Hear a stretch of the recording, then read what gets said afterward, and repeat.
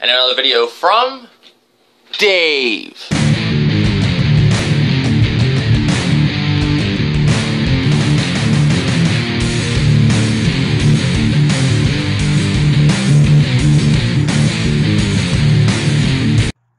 What's up, YouTube? This is Dave's Head Enough 187. This is another video to do with Outcast Season 1, Episode 8, What Lurks Within. I think that's it. And another video from Dave. And yeah, I'm pretty much, you gotta excuse me, I'm tired doing this video, but I want to get this done because I'm a little late. I'm not late so bad on this one like I was the last week's one. But I have to say, this was probably the best episode yet. I've been waiting for an episode to basically beat the first episode or be on the level of the first episode, and this one actually, I guess you'd say it beat it. It's a really good episode. You actually get some backstory and some answers that we've been wanting. It starts off basically with Sydney, and before he was, turned into a demon, and what he was. And basically it shows him, at a carnival or fair where he works, and you have like these two kids that are, with him, and one of the kids are wanting like basically an RC car for the prize. And he goes to grab it, and then he looks at the receipt or whatever, and he says, "Oh, you don't have enough points." And the kid calls him a dick, and you can tell he didn't like that. You can just tell how they did that, shot. He didn't like that. And so he goes, you can't have this. It'd be basically against the rules. You can't have anything in the front class. And the kid's like ends up picking some handcuffs. And he goes, "Oh, that's a good choice." And you could just tell something's like a little off, like what the hell's going on? And he watches the kids like walk away. Next thing you know, he's in his apartment, which is really nice for a person that works at a fair or a carnival. And he's playing music, eating a TV dinner. And he goes and gets, after he finishes dinner, he goes and gets ice pops. He grabs one for himself and grabs another one. And then walks to this room that he's got in the back of his apartment. And it's like a padded room with like mattresses and shit like that. That's what it looked like. And in the other side of the room is the kid tied up. He's got one of the kids, and basically, gives him an ice pop. And after that, Giles, they go back to the present time, and Giles basically arrests Sydney. So all what happens with Sydney, where we get our answers, is when they're in a jail cell. Kyle notices when he's visiting his mom with his daughter that he sees, when he tells his daughter to go put the flowers up, he notices that there's some other, because his daughter asks him, like, whose flowers are these? Something along the lines of that. And he goes and asks the nurse, and he asks the nurse, like, has anybody come to visit my mom? And basically, she basically tells him some guy in a black hat. She didn't know his name, but he knew exactly who she was talking about. So he goes to the jail, confronts Sydney. Chief Giles lets him get a chair in the cell, and they basically start talking, and we get some answers of what the fuck these things are, which we assume, they're demons, but like, what's the deal? Because these aren't your typical demons, and we learned that this episode, because you don't just get answers from him, you actually get answers from Ogun too. And so basically with Sydney and Kyle's pissed at him, basically, basically goes to put his hand on his face and starts burning him, and Sydney goes, you take this out of me, you're gonna have a monster on your hands. And that's where we learn, Sydney, what they showed us earlier, that, with the whole thing with the carnival, Sydney's basically telling the truth. So he gives Kyle a little insight of what's going on with what happened with his mother. And, he said, when these demons come and basically possess the body, they go crazy for like a couple days. He says something along the lines of like, the first couple days are like a bitch or whatever, or something like that. And that's basically the transition. And with Kyle's mother, he got she had that's why he always says she put up one hell of a fight, because I guess they couldn't it was taking him a long time for the demon to take over her body. And Kyle stopped that because he told Sydney, he's like, my mom would have killed me if it was any longer if I didn't fight back. And Sydney basically tells him, he goes, well, would you like to have your mother how she is now as a vegetable, or would you rather have her, half and half? I guess, because I'm assuming the person's still in there, but they do change as a person. So he did have a point to an extent, but I mean, you don't know if he's telling the complete truth or what. Um, but he is telling the truth that there was a monster, in there. Other than what the demon is, there's another monster in there too. And he basically tells Kyle too, like, that he's like a match in like a forest, and it's like a flickering, light or something like that, and that's what they attract to, and it makes them easier, I guess, to come, to planet Earth or wherever they come from. And he still said to him, he says, we would come either way, but you just make it easier.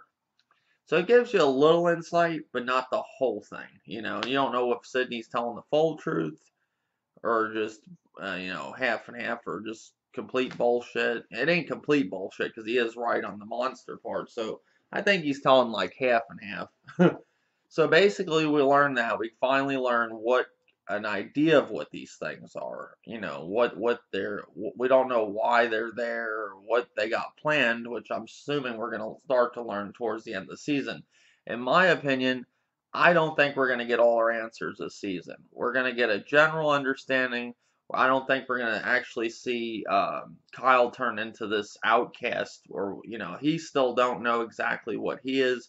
And I don't think with 2 episodes left, we're going to learn all that. Unless they do some really great storytelling in some fucking, really short time. But I love this show. I love how it's moving along. I think it's great. It's like I said in my other reviews, it's a very slow moving show, but they keep you interested. That's what's good.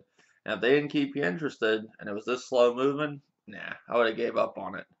But I'm always the type of person that likes. I'm the type of person that likes these type of horrors, and I like the possession stuff. I find it very interesting. I just always did. Like I said, my favorite movie of all time is The Exorcist. But I liked like movies like Stigmata and Exorcism of Emily Rose, and I think this show gives you like a different twist on it all. It ain't your typical like, you know, uh, do the exorcism and get the demon out, the priest. There's more to it. That's what I like about this show. So basically, that's what went on with the whole thing with Sydney, and they even showed at the end of the episode. Well, they show him actually, transform into the demon, and he cuts the kid loose. He tells the kid to, run, and that's basically the end of the episode. So that's all to do with Sydney. Other things that went on, we actually got some answers from Ogun. He told Chief Giles, what the hell that camper was, and that camper was basically, he was helping his wife Kate that turned into a demon also, which he explains to him that she's basically like a new person to him, and he likes her like that. He don't want her to change. And he tells Chief Giles that there's like a half a dozen people in the town like this, and he's been helping with the transition. That's why you seen the camper and the fingernail, and I guess when you're transitioning into this like other person, demon or whatever, they go fucking nuts. And he said the last one about ripped the fucking camper apart. So we learned that. We learned that he likes his wife the way she is. He likes her better than the regular Kate. He likes the new Kate, the demon or whatever. So it's kind of crazy. Um, and so that's basically what goes on with that. Well, with Kate now, Reverend Anderson, he's having a complete meltdown, for a lot of, like, at least the last episode, I think the episode before. So he's still going through his meltdown, and basically he ends up abducting Kate, and takes her to Kyle's place, and basically thought that Kyle was going to be there when he got there, but then holds her like basically hostage until Kyle gets there. And Kyle gets there, and he's like, what the fuck's going on? And he talked to Sydney, so he don't know really. he don't know really what to think, but he don't want to hurt her. He don't want to take the demon out of her because basically, like Sydney told him, he says when you take the demon out of people, you turn them into a fucking vegetable. But that isn't the case all the time. Like the one guy that they had locked up in the church, the big dude, he was normal for now or whatever, but. It's kind of weird, the whole thing. There's a lot more that needs to be told. It's like I said, I don't see them telling this in 2 more episodes because that's what they got left. It's going to be 10, I guess, 10 episodes for this season. I don't know if they're going to do more.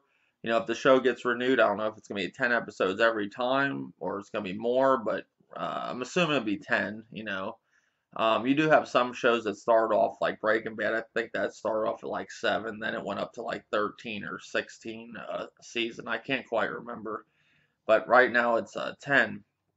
But I have to say, so that back to the whole thing with Kate. So Kyle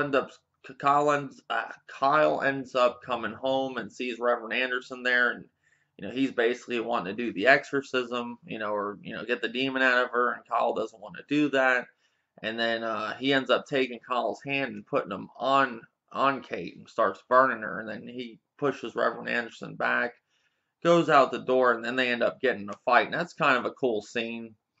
So that goes on, and then later on, Reverend Anderson gets kicked out of the church. They basically are already waiting on him when he comes back to the church, basically telling him, after the events that have happened, with the whole thing of him showing, the pentagram or whatever. I can't, the pentagram, basically on his chest. He's just a nutcase. Um, so that went on. They kicked him out of church. He ends up going with that woman, and the woman that the one that's in love with him, or whatever, and that has the crazy redheaded fucking kid that breaks into Sydney's trailer and ends up waiting on him for Sydney to come back. And Sydney has like, I forgot to say this part about Sydney. So Sydney has like a flashback for a second, and he sees the kid that he had tied up, and well, when before he was the demon, and he tells the kid, he's like, is your mother know you're here? And then he says no, and he says, well, he says you better get out of here for something bad happens to you. And the kid's like, no, I want Reverend Anderson out of my life. So he's basically going to work with Sydney, and Sydney let him stay there. And then Reverend Anderson stayed with his mother, because he has nowhere else to go. And basically, that was the episode, and it looks like next week it's going to heat up, because Sydney goes to Kate Ogan and asks her to do another favor for him, and then the kid's up to no good because he's helping Sydney, Kidney. He's helping, sorry, I'm tired of doing this review. He's helping Sydney. It's going to be good. So yeah, that's my review of this. I actually think it was the best episode yet. Nothing about it really I didn't like. Oh, and there was one more thing. You had the whole thing with Megan Holter and and uh, and Kyle. And basically Kyle ended up telling her, why he never told her about what happened with Allison when Allison beat the shit out of the kid. And he told her, hey, this is a crazy story. It's never going to be understandable, basically. And he told her the reason he never said nothing, to Allison or her or anything, he didn't want Allison knowing what she did or bringing that back, because if Allison knew what she did, she could never live with herself. He didn't tell her the full story about the demons, but he told her enough to know that, when he came home, they heard a ruckus upstairs, and basically, he had to do what he had to do to get her off. That was the only thing that worked, beating the living shit out of her. And, he didn't tell her it was a demon in there, but I think she kind of understands something weird's going on, because he hangs around the Reverend, and there's all that other shit that's going on with the boy in the town that they did the possession on, did the exorcism on. So she's not stupid, but she was kind of like, she didn't know he was going to tell that story, and he basically needs to find Allison. So, and then you have the whole thing with, Mark, which basically he had to sell everything and get some piece of shit car, and he wants to he gets a ring back, just to deal with the mess he got them into for beating up Donnie Hamill. So basically, that's the review. That was it. I loved it. It was great. If I had to score this episode, I would give it being generous here, a 9.5. I actually enjoyed it that much. I thought it was damn good. But that's my review, guys. Tell me what you think of Outcast Season 1, Episode 8. It's called Evil. I think What Lurks Within. I'm tired, guys. Sorry about it, but I did the review. Tell me what you think in the comment sections. More videos to come. Thank you.